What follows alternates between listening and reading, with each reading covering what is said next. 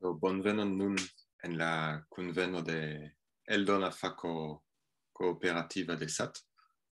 Ĝi estas la fako kiu sukcesas eldoni kelkajn librojn ĉiujare malgraŭ pluvfuŝa administra funkciado kiu daŭras jam de sufiĉe longe, sed do almenaŭ libroj aperas, kio jam estas unu relative grava rezulto. Do mi rememorigas kio jam aperas en la raporto kiun vi povis spekti, do la nunaj leĝaj respondeculoj de la kooperativo estas Veronique, kiu ankaŭ ĉeestas, kaj mi mem, kaj kompreneble se iuj aliaj emus preni respondecon por la administra funkciigo de la fako, tio estus tre bonvena. Kaj do rilate eldonojn la ĉefa libro kiu aperis ĉiujare kadre de la fako estis tiu libro pri veganismo. Do mi ne scias ĉu Gari kaj aŭ Pauline ĉeestas kaj volas diri unu du vortojn pri tio.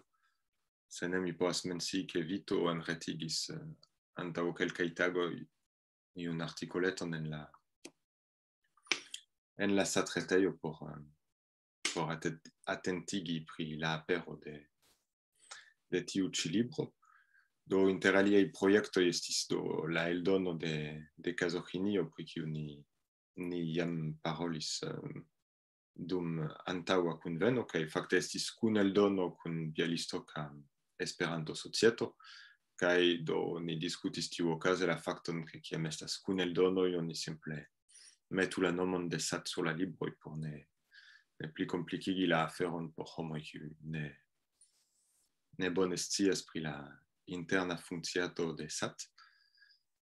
Kaj do alia libro kiu ankaŭ estas preparata jam de sufiĉe longe estas La silento de la armiloj de Bernard Clavel, tradukita de Philippa Adeline. Do finfine ĉiare la kompostaĵo estis finpretigita de Sergio Sir, sed do ni ankoraŭ ne sendis ĝin presejen, inter alie pro la fakto ke la presisto de Senaciulo malaperis antaŭ kelkaj monatoj, kaj plej verŝajne do ni sendos ĝin presejen en la presejo de Sate Ulzama en nordo de Hispanio. Do tiu ĉi devus esti jam preta dum la venonta monato. Temas pri travivaĵo pri de iu partopreninto el la Alĝeria milito, el la flanko de Francio, kiu ne sukcesas readaptiĝi al la normala vivo post tiuj travivaĵoj. Kaj do estas du aliaj aferoj kiujn mi forgesis mencii en la raporto. Tio estas ke ni reeldonis rete sub simpla formo de podofo la duan parton de la historio de SAT. Tio estas la malpli konatan parton de la jaro 1953 ĝis 1981, do mi ne serĉos la ligon tuj, sed mi povos redisponigi ĝin iom pli poste, kaj do ĝi estas 30-paĝa broŝuro, kiu eble meritus esti ampleksigita almenaŭ per parto pri la leaoj dum la sama periodo, ĉar estas momente nur kruda priskribo de kio okazis en SAT tiutempe. Kaj do alia peto kiu venis lastatempe kaj kiun mi ne menciis en la raporto estis propono de Nicolas Achille Carvalho eldoni broŝurforme iun tekston iom pli longan ol tiuj kiun li kutime tradukas. Do li komentis pri tio en la babilejo en Discord. Ni ne plen diskutis la aferon. Kaj do laste estis ankaŭ propono de Jacques Lepuil kaj Armella Lequin pri libro pri George Sand, do spezzo de compilaggio pri diversaj aferoj pri tiu ĉi verkistino, kaj do pri tio ĝis nun komentis en la listo nur Kani kaj Tonio, ke ili opinias la verkon ne aperinda en ĝia nuna formo. Do mi ne scias ĉu Kani volas rediri kelkajn vortojn pri tio.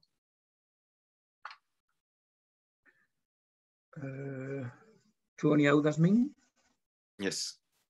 Do mi ĵus alvenis al la kunsido, ĉar mi estis en alia komputilo, do mi tute scias nenion pri kio oni parolis ĝis nun. Mi pardonpetas. Do mi listigis diversajn projektojn kaj mi parolis pri tiu libro pri George Sand, kiun tradukis Jacques Lepul kaj Armela, pri kiu vi komentis ke el filologia vidpunkto vi taksas ĝin neaperinda en la nuna formo. Mi ne memoras, eble mi legis, kiam mi faris tion, eble antaŭ jaroj. Antaŭ kelkaj monatoj, sed ne gravas, simple mi diru ke mi tiam ne ankaŭ kuraĝis komenti en la listo, sed mia opinio estas ke miu kamarado proponas ion, ni tamen klopodu fari ĝin publikigebla en akceptebla formo, do mia emo estus tamen ke se estas io plibonigebla, ni klopodu sugesti al Jacques konkretajn plibonigoj por ke la libro povu aperi. Sed do mi rediros tion en la listo mem.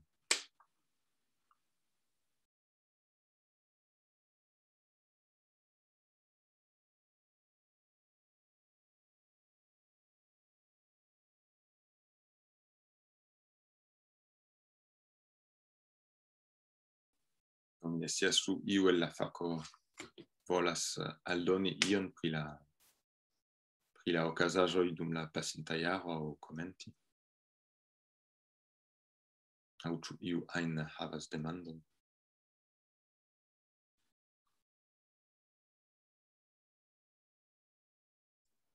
Ĉu estas vere ke vi kunlaboris kun Lutermano? Yes. Che li tute eniris libro kun sia programo aŭ kiu estas. Mi vidis lin antaŭ 2 jaroj kaj tiam mi apenaŭ povas paroli kaj do ankaŭ mi ne bone komprenas lin, sed li diras ke li estas kunlaboranto de SAPS libro vendejo, kaj mi ne scias ĉu li tiam sia propra afero altigis. Do fakte li daŭre havas sian propran eldonejon, sed efektive de unu jaro li realiĝis al SAT, kaj do ankaŭ venis en la listo de la eldona fako kooperativa, kaj do konkrete li jam prizorgis la reeldonon fakte de la rajto de pigro de la Targ, kiu estis antaŭ eldonita de Kribo, kaj li simple proponis aperigi la nomon de ambaŭ eldonejoj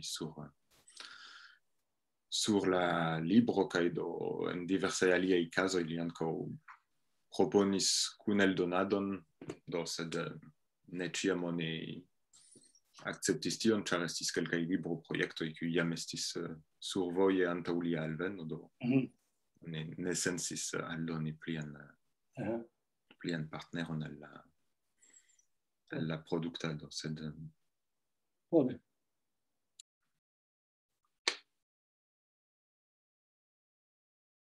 Kaj jes, ĉar ni parolas pri la broŝurservo, mi volis ankaŭ memorigi ke Marcelo Redulez faris grandegan laboron antaŭ 2 jaroj pri ciferecigo de ĉiuj broŝuroj, ne de ĉiuj, sed de granda parto el la broŝuroj siatempe eldonita de Kribo, kiu mortis dum la jaro. Kaj do pro tio que pacientiare li translocigis la restajon de la archivo de Cribo kaj do savis ĝin fakte de Ubujo. Li ankaŭ captis aliajn broŝurojn kiujn li ne havis en sia biblioteko ĝis nun kaj ankaŭ komencis ciferecigi ilin kaj sendi al Ivan Garcia de la Bitoteko por ke ili aperu tie sub formo de skanita podofo post kelkaj monatoj. Do ankaŭ fakte tiu laboro de la broŝurservo kiu estis farita modeste dum la jaroj 70 ĝis 2000 estas fakte fonto de diversaj libroj kiuj povas esti reeldonitaj kaj rekompostitaj iom post iom en pli moderna maniero, kondiĉe ke ni havu la laborforton por tio, kompreneble.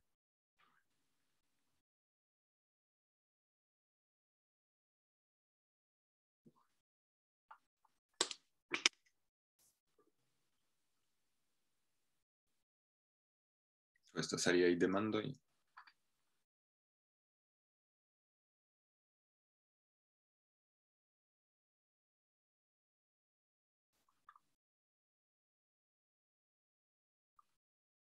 Do mi ankaŭ povas ion aldoni eble pri la financoj de la kooperativo, do ĝi havas sufiĉe komfortan monprovizon, pro tio ke la ĝis nuna eldonsistemo estas ke ĉiuj libroj tuj post la apero estas vendataj al la tuta stoko estas vendata al satamikaro, kiu poste mem zorgas pri la disvendado al unuopuloj. Do la kooperativo eldonas librojn, sed poste ne mem zorgas pri la disvendo, kaj do laŭ tiu sistemo ĉiufoje kiam libro estas eldonita, ĝi kompreneble iom profitas.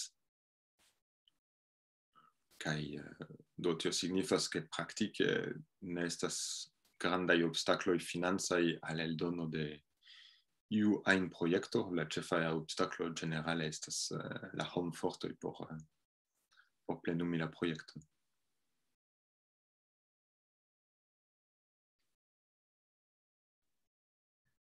Do mi havas demandon pri iama laboro de la kooperativo kiu estis la kolektiva verko antaŭ unu jarcento pri la unua mondmilito. Kiel kunordiganto de tiu verko, mi povas fieri ke estis unu el la eble malmultaj projektoj kunlaborata de multaj homoj, ĉar multaj dekoj da homoj kunlaboris por tio. Kaj finfine la rezulto estis bona. La dekomenca plano estis eĉ ĉu prepari duan eldonon kun plua materialo kiu venis al la kunordigantoj, ĉar post la publikigo de la verko aperis multaj.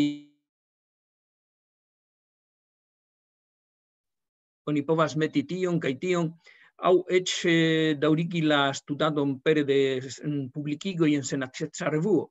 Sed fakte ĉio tio kiel oni diri, ĉio tio stagnis kaj ambaŭ kunordigantoj jam ni dediĉis al aliaj aferoj, do almenaŭ la verko estis farita.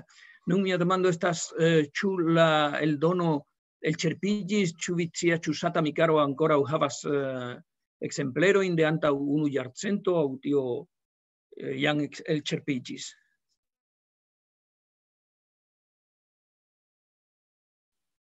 Do mi ne estas tute certa pri tio, fakte mi ne havas klaran bildon pri la havebleco de la diversaj libroj, sed laŭ mia memoro ni reeldonis ĝin sufiĉe rapide post la unua eldono, ĉar jam post apenaŭ unu jaro la unua eldono estis elĉerpita, kaj supozeble la dua eldono vendiĝas iom malpli rapide kaj daŭre estas je dispono de ĉiuj interesatoj. Fakte normale estas pli malpli en la adresaro kiun Veronique dissendis, estas pli malpli ĝusta listo de broŝuroj kaj libroj kiuj daŭre estas haveblaj nuntempe. estas pluraj aliaj libroj, ekzemple Planobo aŭ la kompendio pri la kapitalo de Cafiero, aŭ tiu libro pri Gramsci, kiu estis eldonita antaŭ deko da jaroj kaj jam ne plu estas ankaŭ disponeblaj.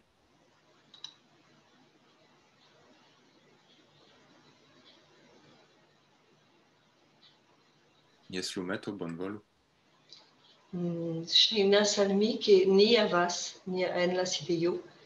Ŝajnas al mi, ke de kelkaj semajnoj mi vidis ĝin. Antaŭ unu jarcento. Yes. Yes.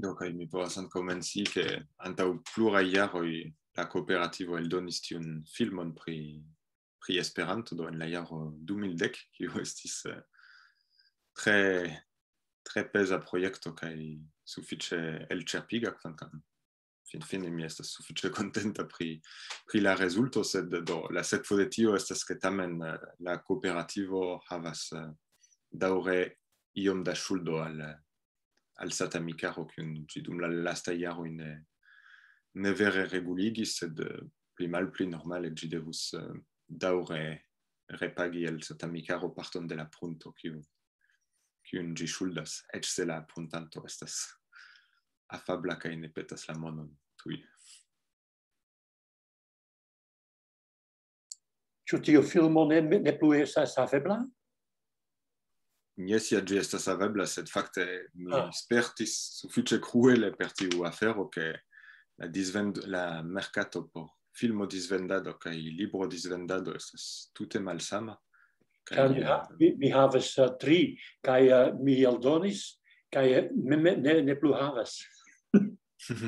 Do mi pensas ke daŭre vi povas mendi Bone. ekzempleron.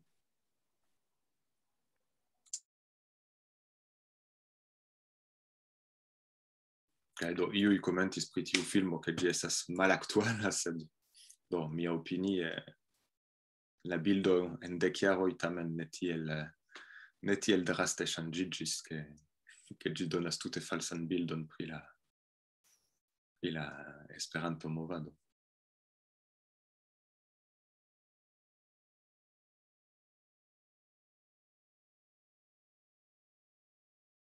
Kelkaj homoj mortis kaj kelkaj estas pli maljuna, sed por la rest, por la cetera, ĉiu estas la sama, ĉu ne?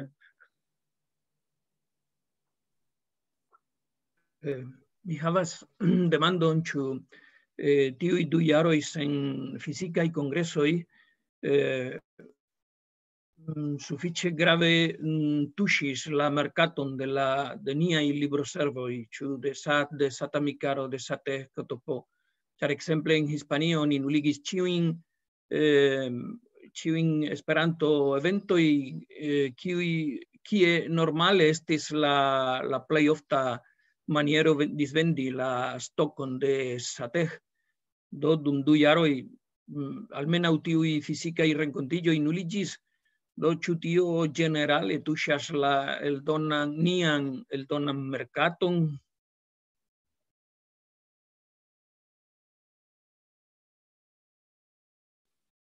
Do mi pensas ke la sidejo de Satamikaro estis fermita dum granda parto de la tempo pasintjare, sed ekzemple ĉiare, kvankam la kongreso estis virtuala, estis pluraj deĵorantoj en la sidejo, kaj estis tuta sesio cetere dum kiu ili reklamis diversajn librojn, ne nur de Sat cetere, sed ankaŭ de Sate estis reklamo pri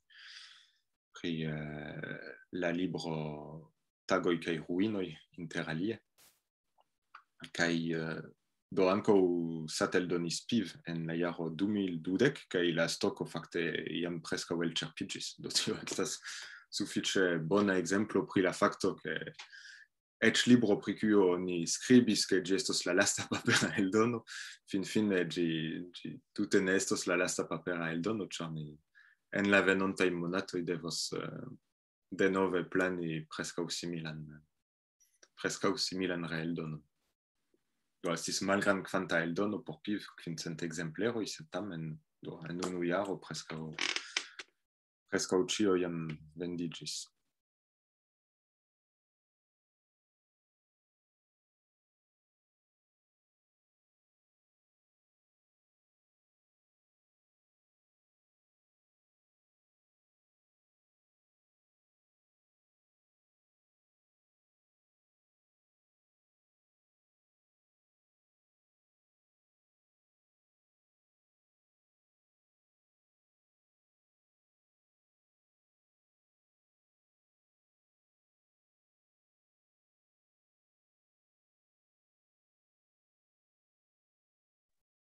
Do ŝajne ankaŭ la kunsido elĉerpiĝas. Ŝajnas ke jes, efektive. Do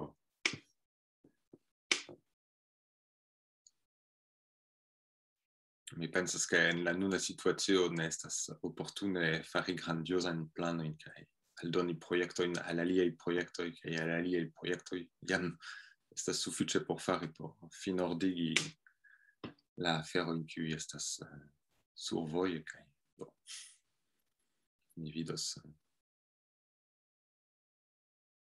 vidos kiel estos post kelkaj monatoj. Kaj jes pri la financoj do jam de jaroj Guy Martin insistas ke li pretas helpi por ordigo de la financa situacio de la kooperativo, ke almenaŭ oni povu prezenti realan bilancon de la konto dum iu kongreso. Kaj do mi rekaptis ĉiujn dokumentojn kaj klopodos iam enprofundiĝi en tio se nenio alia aperas por tion prizorgi.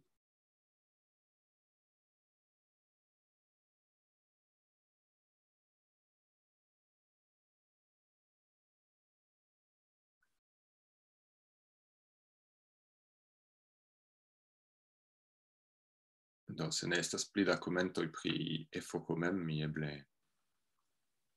malŝaltos la registrilon kaj lasos vin ripozi aŭ babili ĝis la venonta programero.